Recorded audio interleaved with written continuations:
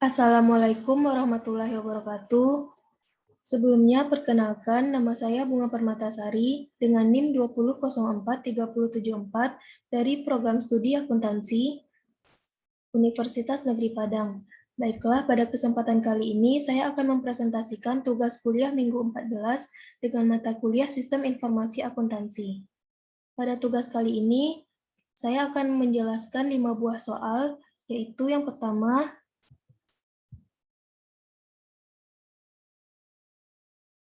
pertanyaan diskusi 11.1 buku Romney halaman 401. Pengauditan sebuah SIA secara efektif mensyaratkan seorang dimiliki beberapa pengetahuan tentang komputer dan aplikasi-aplikasi akuntansinya. Meskipun demikian, persyaratan tersebut tidak memungkinkan setiap auditor untuk menjadi seorang pakar komputer. Diskusikan tingkatan mana yang seharusnya dimiliki auditor terkait keahlian komputer untuk menjadi auditor yang efektif. Jawabannya, menurut pendapat saya, sangat penting apabila seorang auditor memiliki keahlian tentang komputer, meskipun tidak harus menjadi seorang pakar dari komputer. Hal itu karena tugas seorang auditor itu ialah memeriksa dalam arti luas bermakna evaluasi terhadap suatu organisasi, sistem, proses, atau produk. Untuk itulah, seorang auditor dilaksanakan oleh pihak yang kompeten, objektif, dan tidak memihak. Tujuannya adalah untuk melakukan verifikasi bahwa subjek dari audit telah diselesaikan atau berjalan sesuai dengan standar, regulasi, dan praktik yang telah disetujui dan diterima. Selain itu, seorang auditor harus memahami sistem pengendalian manajemen yang ada di perusahaan tersebut, agar ia dapat menilai apakah pengendalian yang ada di perusahaan sudah memadai atau belum. Karena sebagian besar organisasi menggunakan sistem berbasis komputer dalam memproses data, keahlian komputer harus tersedia dalam kelompok audit organisasi. Keahlian tersebut harus meliputi yang pertama yaitu pengetahuan luas tentang perangkat keras komputer, perangkat lunak, komunikasi data, dan aplikasi akuntansi. Yang kedua, pemahaman terperinci tentang kebijakan dan prosedur kontrol yang sesuai dalam sistem komputer. Yang ketiga, kemampuan membaca dan memahami dokumentasi sistem. Dan yang keempat, pengalaman dalam merencanakan audit komputer dan dalam menggunakan alat dan teknik audit berbantuan komputer modern. Tidak semua auditor perlu memiliki keahlian dalam semua bidang ini. Namun, tentu saja ada beberapa tingkatan minimum keahlian komputer yang sesuai untuk dimiliki semua auditor. Di antaranya yaitu yang pertama, ada pemahaman tentang perangkat keras komputer, perangkat lunak, aplikasi akuntansi, dan kontrol. Yang kedua, kemampuan untuk memeriksa semua elemen AIS atau SIA yang terkomputerisasi. Yang ketiga, kemampuan untuk menggunakan komputer sebagai alat untuk mencapai tujuan dari audit ini.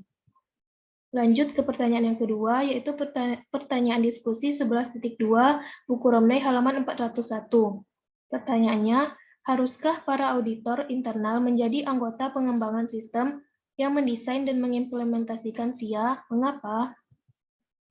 Jawabannya, banyak orang percaya bahwa auditor internal harus terlibat dalam proyek pengembangan sistem untuk memastikan bahwa sistem yang baru dikembangkan dapat diaudit dan memiliki kontrol yang efektif. Namun, jika keterlibatan auditor terlalu besar, maka independensinya dapat terganggu, sehubungan dengan tinjauan dan evaluasi sistem selanjutnya. Dengan demikian, auditor tidak boleh menjadi anggota tim pengembangan sistem atau terlibat langsung dalam merancang atau menerapkan sistem baru. Ada bentuk keterlibatan auditor tidak langsung yang sesuai. Auditor bisa, yang pertama, merekomendasikan serangkaian pedoman kontrol dan audit yang harus dipenuhi oleh semua sistem baru. Yang kedua, secara independen meninjau pekerjaan tim pengembangan sistem, mengevaluasi kualitas upaya pengembangan sistem dan kepatuhannya terhadap pedoman kontrol dan audit, dan melaporkan temuan kepada manajemen.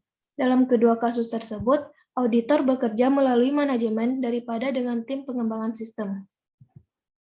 Lanjut ke pertanyaan yang ketiga, yaitu pertanyaan diskusi 11.6 buku Romney halaman 401. Pertanyaannya, jelaskan 4 langkah dalam pendekatan audit berbasis risiko, dan diskusikan bagaimana langkah-langkah tersebut berlaku pada seluruh keamanan sebuah perusahaan. Jawabannya, 4 buah langkah-langkah yang dapat dilakukan dalam pendekatan audit berbasis risiko. Yang pertama, yaitu menentukan ancaman, yaitu penipuan dan kesalahan yang akan dihadapi oleh perusahaan. Maksudnya, seorang auditor harus melihat kesalahan untuk menemukan ancaman seperti kelalaian agar dapat mengatasinya secara cepat. Yang kedua, mengidentifikasi prosedur pengendalian yang mencegah, mendeteksi, atau memperbaiki ancaman. Maksudnya, auditor harus bisa mendeteksi ancaman yang akan terjadi pada perusahaan. Yang ketiga, melangkah dan melaksanakan prosedur audit selanjutnya untuk menanggapi risiko salah saji material pada tingkat laporan keuangan dan asersi. Yang keempat, merumuskan pendapat berdasarkan bukti yang diperoleh, membuat dan menerbitkan laporan yang tepat sesuai kesimpulan audit. Lanjut ke soal yang keempat, yaitu permasalahan 11.1 buku Romney halaman 402. Soalnya, Anda adalah Direktur Audit Internal di sebuah universitas. Baru-baru ini, Anda bertemu dengan Isa Arnita, Manajer Pengolahan Data Administratif, dan menjelaskan keinginan untuk menetapkan sebuah hubungan yang lebih efektif antara dua departemen. Isa menginginkan bantuan Anda dengan sebuah sistem utang terkomputerisasi yang saat ini sedang dalam pengembangan. Ia merekomendasikan bahwa departemen Anda mengasumsikan pertanggungjawaban ini untuk mengaudit faktur pemasok sebelum pembayaran. Ia juga ingin pengauditan internal membuat saran selama pengembangan sistem, membantu pemasangannya, dan menyetujui sistem lengkap setelah melakukan pemeriksaan akhir. Yang diminta, akankah Anda akan menerima atau menolak hal-hal berikut ini dan mengapa? Pertanyaan yang A, rekomendasi agar departemen Anda bertanggung jawab untuk pra-audit atas faktur pemasok. Yang B, permintaan agar Anda membuat saran selama pengembangan sistem. Yang C, permintaan agar Anda membantu dalam pemasangan sistem dan menyetujuinya setelah melakukan pemeriksaan akhir. Jawaban yang A, saya akan menerima rekomendasi tersebut. Hal itu karena tanggung jawab atas audit dalam internal organisasi adalah tanggung jawab dari auditor internal. Salah satu poin dari ruang lingkup auditor internal menurut IIA atau Institute of Internal Auditor adalah penggunaan sumber daya yang ekonomis dan efisien. Hal ini berkaitan dengan audit awal faktur dari pemasok.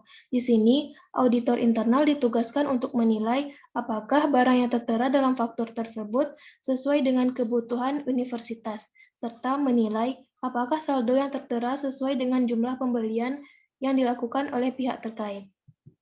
Jawaban yang B, sebagai Direktur Auditor Internal, sebaiknya menerima permintaan pemberian saran selama masa pengembangan sistem, karena auditor dalam praktiknya dapat memberikan jasa konsultasi manajemen.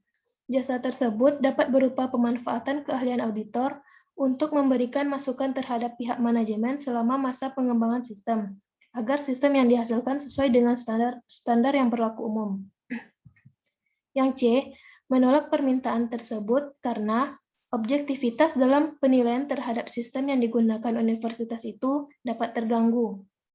Berdasarkan panduan IIA atau Institute of Internal Auditor dalam standar 1120 nomor 4 yang berbunyi, objektivitas auditor internal tidak terpengaruh secara negatif ketika auditor merekomendasikan standar pengendalian untuk sistem tertentu atau melakukan review terhadap prosedur tertentu sebelum dilaksanakan.